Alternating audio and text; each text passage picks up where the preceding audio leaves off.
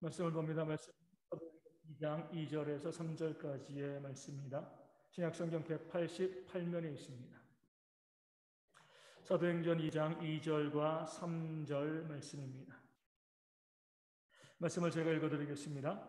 호련히 하늘로부터 급하고 강한 바람 같은 소리가 있어 그들이 앉은 온 집에 가득하며 마치 불의 혀처럼 갈라지는 것들이 그들에게 보여 각 사람 위에 하나씩 임하여 있더니. 아멘.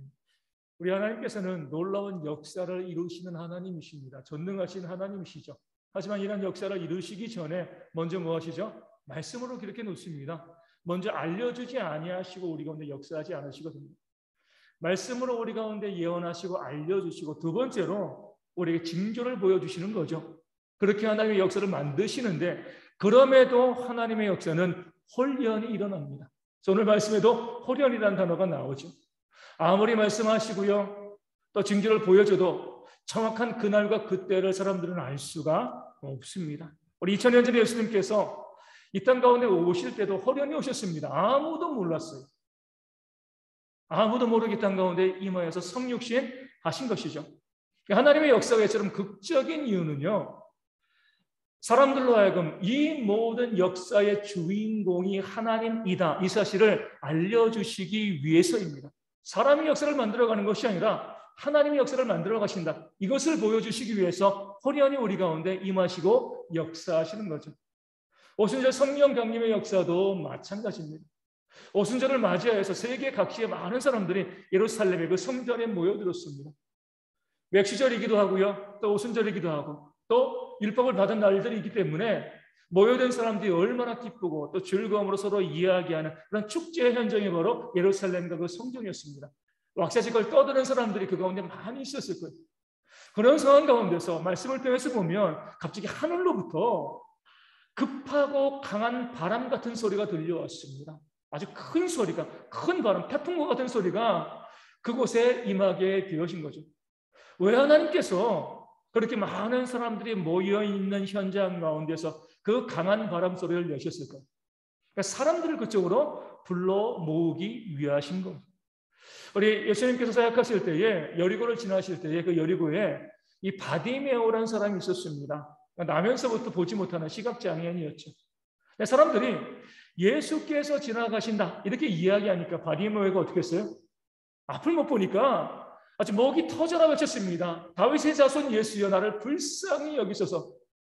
주변에 있는 사람들이 말렸습니다. 시끄러워. 그럼에도 불구하고요, 또 더 큰 목소리로 다윗의 자손 예수여, 나를 불쌍히 여기소서. 왜요? 소리 질러야 했거든요. 소리 질러야지 주목하고 바라봅니다. 하나님도 마찬가지였어요. 오순절 성령의 역사들요, 몰래 하시려고 하지 않았습니다. 지난주에 말씀드린 것처럼 오순절을 택하신 이유도 많은 사람들이 모였을 때에 하나님의 역사를 보여주시기 위해서 그 날을 택하신 거거든요. 그렇기 때문에 사람들을 불러 모아서 하나님의 역사를 보여주기를 원하셨습니다. 그러기에는요, 그 크고 강한 바람 소리만큼 좋은 도구가 없었기 때문에 그런 급하고 강한 바람 소리로 많은 사람들을 제자들이 모여있는 곳으로 불러 모으신 거죠. 사람들이 우르르 달려가서 도대체 이 소리가 무엇이냐 달려가 봤는데, 더 놀라운 장면이 그들 눈에 보였습니다. 어떤 장면이요? 불이 있는데 불의 혀 같은 것이요, 모여있는 121명의 사람들 머리 위에 하나씩 다 임하여 있는 겁니다. 불의 혀라고 표현한 것을 우리가 불을 그릴 때도 보면 어때요? 뾰족뾰족하게 그리잖아요. 그렇죠? 불은 갈라집니다. 끝이. 그 갈라진 것들이 불의 혀라고 표현되어지는 건데, 그 갈라진 불의 끝이 앉아있는 사람들 머리 위에 다 임하여 있는 거예요. 얼마나 놀랐겠습니까? 하늘에서 소리 나는 것만 해도 기가 막힌 일인데, 가봤더니요, 불이 내려와가지고 앉아있는 모든 사람의 머리에 그 불의 끝이 그 머리에 다 있는 거, 임하여 있는 겁니다. 그러면서 그 모였던 사람들이 생각했던 말씀이 있었을 거예요. 그들은 다 유대인이고요, 어려서부터 구약을 잘 알고 있었습니다. 구약 중에서 모세오경은 거의 외우고 있는 사람들이죠.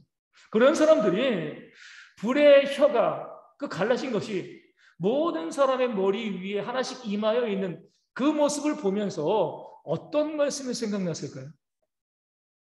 그것을 알아야지 우리가 말씀을 잘 알고 있는 거죠. 아마 출애굽기에 나온 모세의 떨기나무를 생각했을 겁니다. 모세가 미디안 광야에서 목동으로 양을 치고 있을 때 어느 날 하나님의 산에서요, 이 불붙는 떨기나무를 봤습니다. 이건 이상한 게 아니에요. 얼마든지 그럴 수 있습니다. 놀라운 게 뭐냐면 불은 붙었는데 나무가 타지 않는 거예요. 가짜 불이 아니라 진짜 불입니다. 진짜 불인데 그 나무에 불이 붙었으면 나무가 타야죠. 우리 산불 난 것처럼. 그런데 나무에 불이 붙었는데 나무는 타지 않고 불만 있는 겁니다. 너무나 놀라서 그 장소에 갔을 때 하나님께서 뭐라고 말씀하신 거예요? 내 신을 벗어라. 여긴 거룩한 곳이야. 하나님의 임재를 상징하는 거였습니다. 그 말씀이 생각난 거예요. 모여있는 사람들 머리 위에 불꽃이 하나씩 그 머리 위에 임한 겁니다. 그럼 어떻게 해야 돼요? 아, 뜨거워져, 그렇죠? 우리 머리에 불 닿는데요, 누가 가만히 있겠습니까? 뜨거워서 다들 펄떡펄떡 뛸 수밖에 없는 거예요. 그런데 놀라운 것은 진짜 불이, 그 불의 끝이요, 모여있는 사람들의 머리에 하나씩 임했는데 아무도 뜨거워하지 않는 거예요. 그 떨기나무가 불이 붙었는데 타지 않은 것처럼 그 머리에 불이 임했는데도요, 아무도 뜨거워하지 않는 거죠. 이것을 통해서 이스라엘 백성들, 성전에 모인 사람들, 아, 이것은 하나님의 역사다.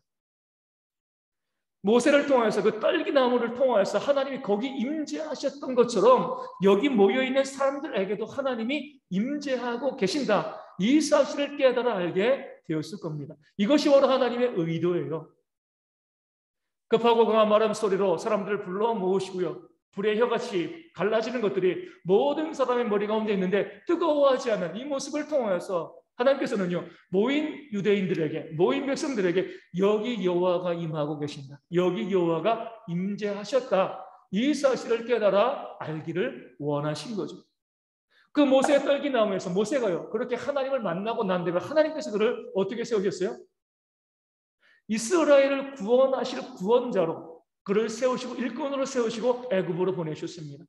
마찬가지로 유대 백성들은요, 오순절에 불의 혀같이 갈라지는 것들이 각 사람 위에 임한 것을 보고 무엇을 알게 되어진 거예요?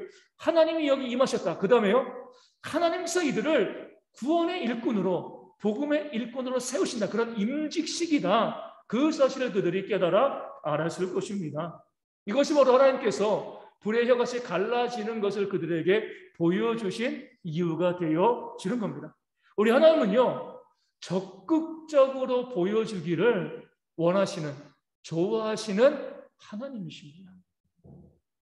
감추시는 하나님이 아니에요. 하나님의 살아계심과 역사하심을 적극적으로 보여주시는 그런 하나님이신 거죠.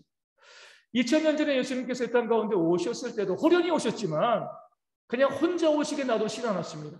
동방에서부터 박사들을 데리고 왔죠. 또 들에서 양을 치는 목동들을 데리고 와서 예수님께서 뭐예요? 태어나신 그 장면을 목격하게 하시고 알게 해 주셨습니다. 우리 하나님은 등불을 켜서 이 말 아래 보이지 않는 곳에 두시는 분이 아니라 등경 위에 높은 곳에 두셔서 그 등불을 많은 사람들에게 비추게 하시는 그런 하나님이십니다. 보여주시는 하나님이신 거죠. 오순절의 성령의 역사의 강림도 마찬가지입니다. 숨기려고 하지 않으셨습니다. 많은 사람들에게 그것을 보여주기 위해서 시청각을 사용하신 거예요. 청각으로 소리를 들리게 하시고 시각으로 불의 혀를 보여주신 거죠. 적극적으로 하나님의 역사를 보여주신 겁니다. 오늘 우리의 삶, 우리의 신앙에도 마찬가지입니다. 여전히 하나님께서는요, 그 하나님의 놀라운 역사를 우리 가운데 보여주십니다. 여전히 그런데도 불구하고 하나님께서 보여주시는 역사를 부정하는 사람들이 있죠. 하나님의 역사 끝났어. 더 이상 우리 가운데, 성경에는 있지만 그 하나님의 역사가 더 이상 우리 가운데 보여지지 않아. 이렇게 말씀하시는 분들이 있습니다. 근데 하나님은요, 성경에서 어제나 오늘이나 영원히 동일하신 하나님이다, 이렇게 말씀하고 있습니다. 성경에서는 역사하시는데 지금은 역사하지 않은 그런 하나님이 아니라 성경에서 역사하신 그 모습 그대로 오늘 우리의 삶 가운데도 보여주시고 역사하시는 하나님이시다. 이 사실을 우리 가운데 성경은 증거하고 알려주고 있는 거죠. 그렇게 적극적으로 우리 가운데 보여주기를 원하시는데 왜 우리는 못 봐요? 그 역사를 왜 못 보죠? 믿음이 없기 때문에 그렇습니다. 우리의 믿음의 문제인 거죠. 하나님께서 안 보여주시려는 것이 아니라 우리 가운데 오순절처럼 보여주기를 원하시는데 우리에게 믿음이 없으니까 하나님께서 역사하시는 것을 우리가 바라볼 수가 없는 거예요. 우리 예수님께서는 병자를 고치시기 전에 꼭 물어보십니다. 뭐라고요? 내가 믿느냐? 믿음을 확인하시고요. 그 믿음이 있는 곳에서 하나님의 역사를 보여주시는 그런 모습이 성경에 나와 있습니다. 예수님이 태어난 동네에서는요, 어려서부터 예수님을 알았다고 압니다. 예수님을. 거기서는 역사하지 않으셨습니다. 믿음이 없는 곳에서는요, 역사를 보여주시지 않는 거죠. 이것이 바로 예수님께서 우리 가운데 역사하시는 모습인 거죠. 물론 하나님께서는요, 우리의 믿음과 상관없이 역사를 만들어내십니다. 지금도 마찬가지로. 하지만 내 개인에게, 내 삶에 하나님의 역사를 보여주실 때는요, 반드시 나의 믿음을 먼저 요구하십니다. 그 믿음을 보시고 하나님의 역사를 만들어 내시는 거죠. 그러게 히브리서는요, 믿음은요, 바라는 것들의 실상이다. 믿음이 있을 때 그 바라는 것들의 실상, 하나님의 역사가 반드시 나타난다는 겁니다. 겨자씨만한 작은 믿음이 있어도 산을 명하여 바다로 옮길 수 있는 그런 역사가 일어날 수가 있는 거죠. 문제는 뭐냐면 예수님께서 이미 2000년 전에 말씀하셨습니다. 인자가 올 때에 무엇을 보겠느냐? 믿음을 보겠느냐? 믿음 위에 하나님께서 역사하시는 것이 분명한데 인자가 올 때 그 마지막 때에 그런 믿음이 너희 가운데 있겠느냐? 믿음을 볼 수가 있겠느냐? 지금도 하나님께서는 우리의 삶 가운데 역사하시고 보여주기를 원하시는데 우리에게 믿음이 없으니까요. 그 하나님의 역사를 우리가 경험하지 못하고요. 역사가 끝나서 더 이상 보여지지 않아. 이렇게 부정적으로 이야기하는 겁니다. 성경에 나와 있는 많은 인물들은요, 하나님께 적극적으로 보여주시기를 원했습니다. 하나님의 능력과 역사를 우리 가운데 보여주세요. 그럴 때 하나님은 그 요구에 또 성실하게 응답하셨습니다. 모세도 마찬가지죠. 그 떨기나무가 타는 그곳에서 하나님을 만나고 하나님께서 그를 이스라엘을 구원하실 그 일꾼으로 그를 택합니다. 근데 모세가 하나님께 이렇게 이야기해요. 다 좋습니다. 그런데 내가 애굽 땅에 있는 이스라엘 백성들에게 갔을 때 그들이 여호와께서 나를 보내셨다는 것을 믿지 아니할 겁니다. 내가 말로 그들에게 내가 여호와를 만났어. 하나님이 나를 너희를 구원하라고 보냈어. 누가 믿겠습니까? 이렇게 요청한 거죠. 무엇을 부탁한 거예요? 하나님의 역사를 보여달라는 거예요. 하나님께서 나와 함께 하신다는 내가 정말 하나님을 만났다는 그 증거를 그들에게 보여주기를 원합니다. 그럴 때 하나님께서는요, 거절하지 않으시고 모세에게 이렇게 이야기하죠. 내 손에 있는 지팡이를 던져라. 던졌더니 뭐가 됐어요? 뱀이 된 거죠. 다시 그 꼬리를 잡았더니 다시 지팡이가 되었습니다. 하나님께서 살아계시고 역사하신다는 것을 모세에게 보여주시고 증거로 삼으신 겁니다. 거기에 그치지 아니하시고 그 손을 품에 집어넣어라. 넣었다 빼니까요, 그 손에 문둥병이 버렸습니다. 다시 넣었다가 빼니까 또 여전히 깨끗해진 거죠. 하나님께서 너희 가운데 역사하신다. 이 사실을 하나님은 적극적으로 모세를 통하여 보여주셨습니다. 우리 기드온도 마찬가지입니다. 우리가 흔히 기드온을 용사라고 이야기하는데 비겁한 사람이었죠. 미디안이 이스라엘 백성들을 공격할 때 기드온은요, 밀을 타작하고 싶은데 미디안이 무서우니까 어떻게 했어요? 밀 타작 마당에서 타작하지 못하고 타작하다가 뺏길 거니까 포도주 틀에서 몰래 숨어가지고 그 밀을 타작하는 그런 비겁한 사람, 연약한 사람이었습니다. 그런 기드온에게 하나님은 찾아오셔서 뭐라고 이야기해요? 큰 용사여 라고 말씀하셨습니다. 그때 기드온이 하나님께 이렇게 요청을 합니다. 나와 말씀하신 이가 주 되시는 표징을 보이소서, 보여달라는 거예요. 그럴 때 하나님께서는요, 그런 기드온의 요청을 부정하지 않으시고 그 바위 위에서 불이 나와서 그 재물을 다 태우게 하시는 그런 역사를 보여주셨습니다. 그럼에도 여전히 그 마음이 약하니까, 비겁한 자, 연약한 자니까 기드온의 요청대로요, 우리 이 털뭉치, 양털뭉치를 한 뭉치 두고요, 거기에만 이슬이 내리고 그 주변에는요 이슬이 내리지 않는 그런 역사도 보여주셨죠. 기도는 거기 만족하지 않고 정반대를 해주세요. 주변에는 다 이슬이 내리고 이 양털 뭉치만 젖지 않도록 그렇게 보여주길 요구할 때 하나님께서는요 그 요구대로 또 기드온에게 보여주셨습니다. 그리고 그럼에도 기드온이 여전히 연약하니까 위대한 군사들의 꿈을 통해서 하나님의 역사를, 그 능력을 다시 한번 보여주신 거죠. 하나님께서는요 하나님의 백성들에게 끊임없이 내가 이런 존재야, 이런 능력이 있어, 그들에게 보여주시고 알려주시는 모습을 성경은 우리 가운데 소개하고 있습니다. 적극적으로 보여주기를 원하시는 하나님이신 거죠. 근데 일각에서는요, 어떤 편에서는 이 보여주는 것을 상당히 부정적으로 바라보시는 분들이 있습니다. 유치한 신앙이고 어린 신앙이다, 이렇게 생각하시는 분들이 있는 거죠. 예수님께서 광야에서 40일 동안 금식 기도하시고 난 다음에 사단에게 시험을 받으셨습니다. 사단이 예수님께 요청을 하죠. 만일 하나님의 아들이라면, 아들이거든 이 돌들을 명하여 떡덩어리가 되게 하소서. 보여달라는 거예요. 하나님의 아들이신 증거를 보여주세요. 얼마든지 예수님께서는요, 그 돌로 떡을 만드실 수 있습니다. 물로 포도주도 만드셨잖아요. 얼마든지 하실 수 있음에도 주님께서는요, 보여주지 않으셨습니다. 그리고 말씀으로 그 사단의 시험을 이겼죠. 또 사역하실 때에 어떤 사람들이 주님께 와서 요청합니다. 하늘로부터 오는 표적을 보여주세요. 그럼 믿겠습니다. 이렇게 이야기한 거죠. 예수님께서는요, 그런 표적을 보여주실 수 있음에도 뭐라고 말씀하셨어요? 악하고 음란한 세대가 표적을 원한다 라고 말씀하시면서 안 보여주셨습니다. 부활하시고 난 다음에 제자 중에 하나인 도마는요, 주님의 부활을 믿지 않았습니다. 내가 그 손에 못자국과 그 옆구리의 찬자국을 내가 보지 않고서는 내가 부활을 믿을 수 없다. 그런 도마에게 주님 나타나셔서 만져봐 라고 말씀하시고 뭐라고 말씀해요? 너는 본고로 믿느냐? 보지 않고 믿는 자가 더 복되도다 말씀하셨어요. 이런 말씀들을 통해서 보면 주님께서 잘 안 보여주시는 하나님, 보여주는 것을 원치 않는 그런 하나님 아닌가? 보고서 믿는 것은 유치한 거 아니냐? 또 이렇게 이제 생각되어지는 이유 중에 하나는요, 자꾸 보여주기를 좋아하는 사람들이 있어요. 누구예요? 이단들이죠. 보여주는 거 너무 좋아합니다. 이 보여주는 것으로 사람들을 속이고요, 미혹해 하는 것들이 이단 가운데 많이 있어요. 그런 측면에서 성경을 통해서 보면 하나님은 적극적으로 보여주시는 하나님이 아니라 보여주지 않는 하나님이다.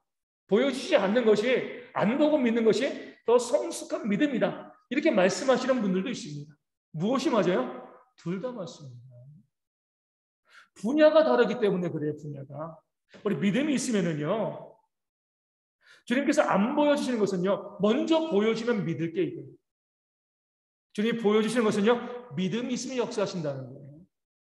요즘도 그런 분들 있잖아요. 하나님 살아계신 거 보여줘, 내가 믿을게. 하나님 보여주면 믿을게. 보는 것으로 믿음이 생기지 않습니다. 사단도 그러고요, 도마도 그러고, 또 하늘의 표적을 구했던 사람들도 예수님을 부정했어요. 하나님이심을 부정했습니다. 부정하고요, 보여주면 믿을게요. 보여주면 내가 믿음을 가지고 나가겠습니다. 그런 가운데 하나님께서는 보여주고 믿음을 주시지 않습니다. 왜냐하면 보여줘봤자 안 믿을 것이기 때문에 그래요. 하나님이신 우리 예수님, 영이신 보이지 않는 하나님께서 2000년 전에 인간의 몸을 입고 이 땅 가운데 오셨습니다. 보여주신 거죠. 믿었나요? 안 믿었잖아요.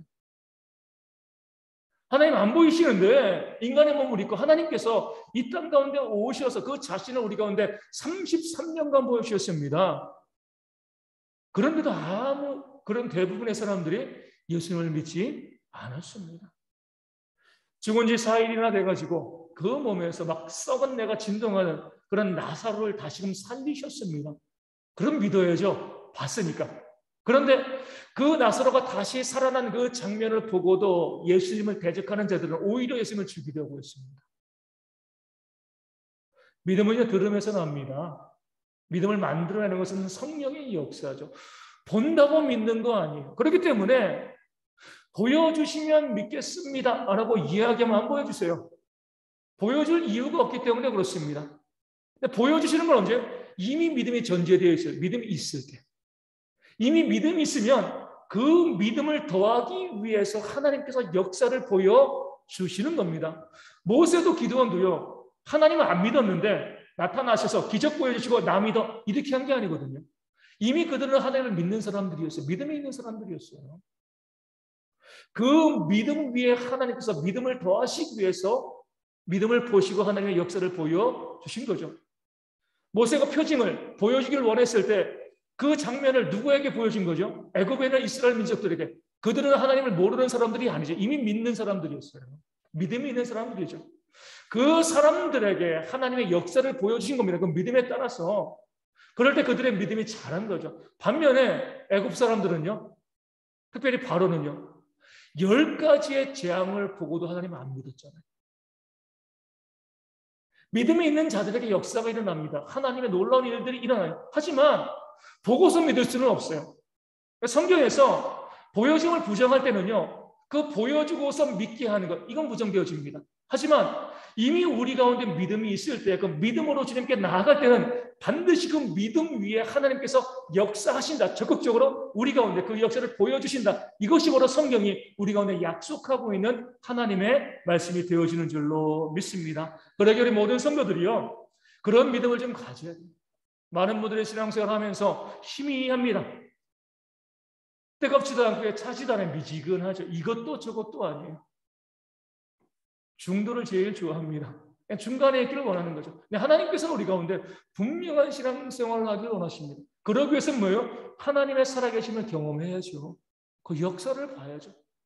하나님이 역사하지 않는다라고 하면 볼 필요가 없지만 지금도 동일하게 우리 가운데 역사하신다라고 하면은요, 그 하나님의 역사하심을 안 보고 신앙생활을 하는 것이 아니라 하나님의 살아계심을 경험하고 체험하면서 믿음생활을 하는 것이요, 우리의 신앙이 훨씬 더 유익하기 때문에 우리는요, 그 하나님의 역사를 보기를 사모해야 합니다. 그 역사를 경험하기를 우리는 기다리고 기대해야 돼요. 그러기 위해서 뭐가 있어야 돼요? 믿음이 있어야 되는 겁니다. 그랬어요. 다시 말씀드리지만 보여지면 믿을게요 하지 마세요. 안 보여주십니다. 믿음을 먼저 보여주면 그 믿음 위에 하나님께서 역사하시는 거죠. 믿음이 있으면 뭐가 있어요? 보이지 않는 하나님을 믿는 그 믿음이 있으면 하나님의 말씀에 반드시 순종하게 되어집니다. 순종하게 되어지면 그 다음 단계로 하나님의 역사가 일어나는 거예요. 믿음과 순종과 하나님의 역사는 세트예요, 세트. 분리되어지지 않습니다. 서로 나눌 수가 없어요. 믿으면 순종할 수밖에 없고요. 순종하면 반드시 하나님의 역사가 우리 가운데 나타나게 되어 있는 거죠. 이렇게 말씀하시는 분들이 있습니다. 저는 믿는데 순종하지를 못하겠어요. 정말 믿는데 순종은 잘 못하겠습니다. 착각이죠. 안 믿는 거예요. 믿으면 순종하는 거예요. 요즘 기름값이 천정부지로 올라가고 있습니다. 기름 넣을 때 깜짝깜짝 놀라죠. 하루에도 50원씩 100원씩 올라가는 그런 상황이기 때문에. 기름으로 먹고 사는 사람이라고 하면 그렇게 기름값이 오를 것으로 믿으면 뭐예요? 미리 사놓죠. 그렇죠? 요즘 많은 우리 젊은 분들이 또 이제 40, 50대도 주식을 많이 하는데 반드시 오를 거라고 믿으면 뭐예요? 그 주식을 사야죠. 그렇죠? 믿어. 근데 안 사. 안 믿는 거예요. 그렇죠? 내가 믿는다면은요, 그 믿음에는 반드시 순종이 있습니다. 그렇기 때문에 나는 믿는데 순종은 안 해요. 거짓말이에요. 그럴 수가 없습니다. 믿음은 순종하는 겁니다. 그렇게 순종하면 어때요? 하나님의 역사가 일어나는데 이렇게 말씀하시는 분도 있어요. 저 순종 열심히 했는데 하나님의 역사가 안 보이는데요? 뭐가 문제예요? 순종의 문제가 있는 겁니다. 온전히 믿지 못하고 온전히 순종하지 못했기 때문에 하나님의 역사가 없는 거예요. 정말 온전한 믿음을 가지고요, 하나님을 믿고 그 믿음 가운데 말씀에 철저히 순종하면 100% 하나님의 역사가 우리의 삶 가운데 나타날 줄로 믿습니다. 그럴 때 우리의 신앙이요, 좀 더 견고하게 또 든든하게 세워질 수가 있게 되어지는 거죠. 우리 저에게도 여기 있는 모든 성도들에게도 우리가 믿음으로 순종했을 때 그 경험한 하나님의 역사가 있었을 줄로 믿습니다. 이 교회도 마찬가지예요. 믿음으로 나아갈 때 하나님께서 우리 가운데 보여주시는 역사가 있는 거죠. 그런 역사들이 과거에도 있고요, 지금도 있고 앞으로도 있을 줄로 믿습니다. 자, 2011년 12월 6일 날 대형교회 첫 사역을 시작을 했습니다. 그래서 1년 딱 지나가지고 2012년 11월 그때는 3차 주에 우리 추수감사절을 지냈거든요. 우리 감사절을 지내면서 우리 감사절 새벽 기도회를 본당에서 했어요. 우리 이제 그 전부터 아시는 분들은 그 전에 어디서 했어요? 1층에 있는 우리 지금 성가대 연습실에서 우리 새벽 기도하고요, 우리 수요 예배도 하고 또 많이 예배를 했습니다. 근데 우리가 1년쯤 지나가지고 감사절 새벽 기도회를 11월 3차 주에 우리 본당에서 하다 보니까 제가 너무 좋은 거예요. 왜 좋냐면 밑에서 제가 새벽 기도할 때 또 제가 또 목소리가 크잖아요. 그러니까 제가 기도하면 좁은 공간에서 제가 열심히 기도하다 보면 다른 성도들이 기도에 방해를 받을 수가 있는 거예요. 이게 조금 이제 성도들에게 좀 미안하다. 감사절 새벽 기도 와가지고 여기서 기도하다 보니까 너무 좋은 거죠. 누구라도 흩어져가지고 마음껏 조용하게 기도할 분은 조용하게 기도하고 저처럼 크게 기도할 분은 마음껏 크게 기도하고 본당에 사는 것이 너무나 좋다. 그 마음 가지고 이제 교회 상의를 하고 감사절 이후에도 계속 본당에서 새벽 기도회를 하겠습니다. 지금까지 이제 계속 그것이 이어져 오는 거죠. 그 당시에 이제 한 가지 고민되어지는 것이 있었죠. 뭐가 고민되었을까요? 돈이죠, 돈. 왜냐하면 밑에 이제 성가대 습실은요, 난로 때문에 금방 따뜻해져요. 연료비가 거의 들어갈 게 없어요. 근데 지금은 어때요? 여기는요, 2대 난방기를 틀어도요, 지금은 봄이니까 그러지, 한겨울에는 추워요. 새벽에 정말 춥습니다. 그러면 보통 1시간 전에 와서 틀어놔야 돼요. 그래도 추워요. 그러니까 여기에서 이제 새벽 기도를 하면 난방비가 2~3배는 더 든 겁니다. 그 당시는 교회가 재정적으로 정말 힘들 때였거든요. 밑에서 그냥 하면은 참 좋은데 돈 많이 들어가지 않고 계속 해왔으니까 뭐가 문제가 돼. 그런데 성도들이 좀 더 온전히 기도하기 위해서는 본당이 더 나을 건데 교회 재정이 또 문제가 되어지는 거잖아요. 그럼에도 우리가 믿음을 가지고 하나님께서 원하시는 것이 무엇인가, 우리 모든 성도들이 1명이건 2명이건 마음껏 기도하는 것이 낫겠다 싶어서 우리 결단을 내리고 이 본당에 와서 저희가 기도하게 되어진 거죠. 11월 3차 주 감사절이고요. 11월 4차 주 지나고 12월 1차 주가 되었습니다. 주일날 오후에 이제 여기서 예배하고 있는데 아마 그때 김상당 목사님이 주일날 오후에 설교를 하셨을 거예요. 제가 뒤에 앉아 있는데 낯선 남자분이 한 분 오시더라고요. 예배 같이 드리시고 난 다음에 제가 다가가기 전에 저에게 먼저 오셔가지고 잠깐 이야기 나눌 수 있냐고 그러시자고 이렇게 말씀하시는 거예요. 그러니까 서울에 계신 분인데 이쪽 지역으로 일터가 있어가지고 여기 와서 예배를 하는데 서울에 다니던 교회가 너무 멀어가지고 우리가 여기서 일하는 동안은 내가 이 교회를 섬기겠습니다. 그러시라고 우린 감사하죠. 그 당시도 우리가 이제 교회 헌금 낼 때 우리 봉투에 넣어서 이제 이름 안 적고 무명으로 헌금을 했어요. 근데 그분은 이렇게 말씀하시는 거예요. 교회에서 뭐라고 이야기하기 전에 제가 이 교회를 섬기는 동안은 이 교회 11조도 내고 이 교회 헌금하겠습니다. 그러시라고. 저희는 이름 적지 않는데 그분은 우리 교회 교인이 아니잖아요. 그렇죠? 등록된 교인이 아니니까 본인이 하시던 대로 그 봉투에 이름을 적고 또 헌금을 하시더라고요. 그러더니만 3월 딱 되더니만 이제 교회 그만 나오겠고요. 왜요? 그러니까 서울 본교회 목사님이 멀더라도 이제 그 교회를 다시금 왔으면 좋겠다. 거기에 대해서 저희가 안 된다고 할 수 없잖아요. 그렇게 하시라고 감사했습니다. 우리 12월, 1월, 2월 3개월 동안 함께 섬기시니 감사했습니다. 그분이 이제 서울로 교회를 다시 다니기 시작했어요. 그리고 나서 보니까 그런 거죠. 12월, 1월, 2월 교회가 써야 될 그 난방비를 그분이 그때 다 대신 거예요. 딱 3개월 오셔가지고 겨울에 난방할 때 우리가 하나님의 뜻대로 우리가 밑에보다는 마음껏 기도할 수 있도록 이 본당에서 기도하겠습니다. 필요한 것 채워달라고 기도했을 때 하나님께서는요, 우리의 기도를, 우리의 믿음의 기도죠. 믿음의 기도를 외면치 않으시고 우리가 기도했을 때 그 기도를 들어주시고 딱 그만큼만 우리가 필요한 만큼만 채워주시고 이 교회를 더 이상 나오시지 않은 거예요.